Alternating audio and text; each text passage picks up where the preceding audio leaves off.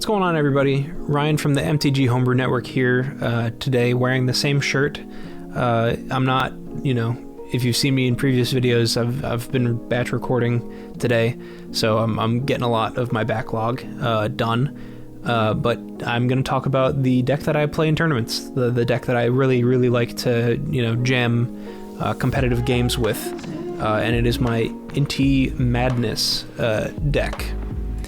This deck started out as Inti Red Deck Wins, but I shifted it more towards the Madness build after I kind of just wanted to dig a little deeper into the deck every game. Sometimes the creatures just started to feel anemic and I didn't have the same push that I was trying to get. So I have more cards that draw more cards and discard more cards. But let's talk about Inti real quick. Inti, Seneschal of the Sun, 1 and a red. Legendary creature, human knight. Whenever you attack, you may discard a card. If you do, put a +1/+1 counter on target attacking creature. It gains trample until end of turn. Second effect, whenever you discard one or more cards, exile the top card of your library. You may play that card until your next end step. This card is sick. It does everything. It makes you a ham sandwich. It slices, it dices, it's awesome. That being said, it's squishy. It doesn't protect itself at all, it just will sit, but it doesn't need to attack. You can play a creature on turn 1 and attack with it and still do the effects of this creature.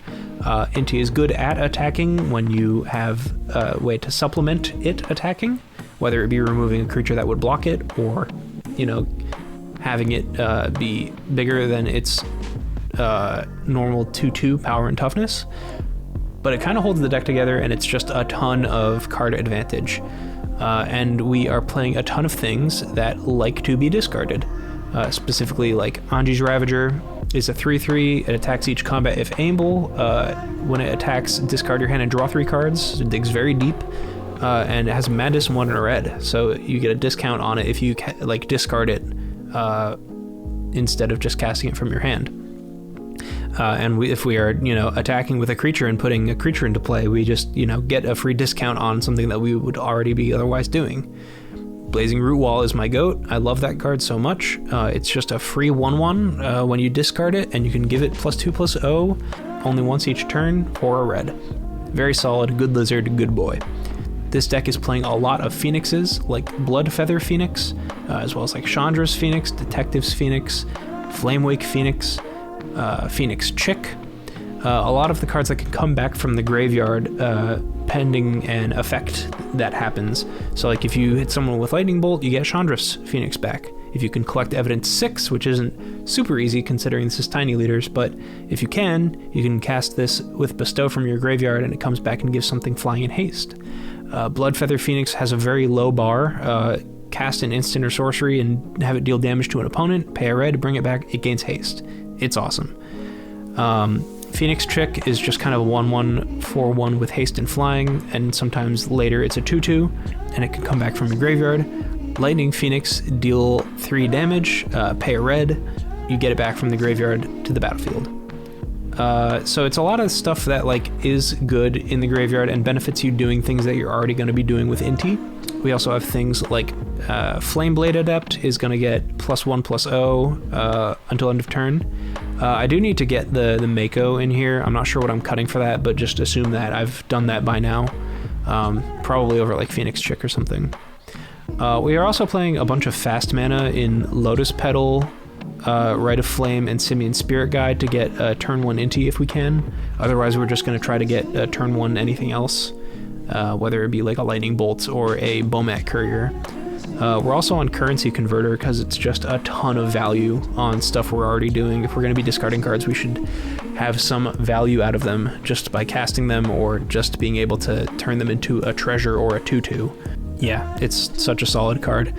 Smuggler's Copter does enough. It is a great 2-drop, and it makes all of your small creatures that get otherwise very crushed in combat have a second life in getting inside of the helicopter, and it does the thing where you draw a card and discard a card, which you're trying to do anyways. Power balance is solid. This is the format for power balance. If they're going to be casting a spell, it is very likely that your spells cost the same thing that theirs does, because there's only 4 options of mana cost that spell can be, unless it's the next spell, but you know. This will hit a lot of the time. You're gonna get some value out of it, and a lot of the time it will be beneficial to you because you are on the proactive plan. You're not trying to be super duper reactive, but you do have the option to sometimes. You have things like Lightning Axe, Lightning Bolt, you know, some burn spells. You also have Delayed Blast Fireball. I have exiled this off of Inti before. It feels insane. 2 damage to each opponent and each creature they control. If it was cast from exile, deal 5 damage to each opponent and each creature they control instead. You can foretell it. Don't worry about it. It's an awesome board wipe at instant speed for some reason. We also have very, very notably Magus of the Moon and Blood Moon in the sideboard. I'll get to the sideboard in a moment. But we just want to be hitting their mana if we can. We want to be getting edges as we are able to. It's definitely like a plan to just hedge towards having more resources than your opponent and being very efficient with your resources. And it doesn't hurt you to have mountains. So the only non-mountains we're playing are Arena of Glory, which is really good with Inti. We have Shinka, which is really good with Inti, and we have Sokenzan, which is really good when Inti's on the battlefield, but it's still just very good to make 2/1/1s if you need to. All of these are pretty free to play, and then mountains, we just have 12 of them, which is a low amount, but your main core of the deck is not that much mana. You'll be hitting it more often than not because you'll be drawing cards off of Inti, and if you sequence things correctly, you can just get your lands from Inti instead of playing them from your hand. We're on Gamble because sometimes the card you discard has Madness, and if it's the only card in your hand, then you just get to tutor Angie's Ravager onto the battlefield. Or tutor out Fiery Temper or something like that. But Gamble's just good otherwise, it's very solid. We're on Claim the Firstborn because it can take their blocker and just use it against them. It can also just take their thing, and if you have Inti on the battlefield, you can attack with it into their board and put the counter on something else because the creature doesn't need to target the attacking creature. As far as sideboard goes, you can really play whatever you think is good in your meta. I think that I've needed to have 4 damage to a multicolored permanent a ton of times, so Ghostfire Slice has been awesome, Lithomantic Barrage has been good. Rampaging Ferocidon, I have a player who gains a ton of life, so just making them not have that is nice. You can definitely play the Screaming Nemesis, but it does pull double duty on decks that are going wide, so I would recommend Ferocidon if you can play it. Hearse is very good. It's just a creature that gets bigger if you're fighting against a card that's trying to fill up or fighting against a deck that's trying to fill up its graveyard. Definitely good at, clearing the way and also being a big creature afterwards. Shattering Spree, we're gonna have a ton of red mana, just blow up all of their lands and their artifacts if they're artifacts. Relic is good. It's doing the same thing that Hearse is doing, just being a good mana or a good rock. We do need our graveyard a lot of the time, but you can play around not having it or getting rid of it for value, or you can just go with another plan of playing some other graveyard hate. I've liked Relic. It hasn't been much of a problem for me. And we have Red Blast and Pyroblast, blue decks.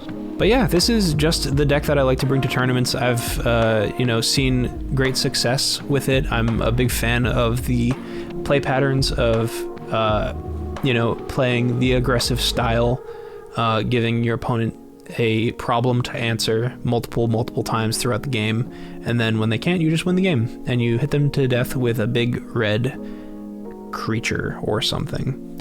Inti's no slouch, definitely a big fan of this list. Have a nice day.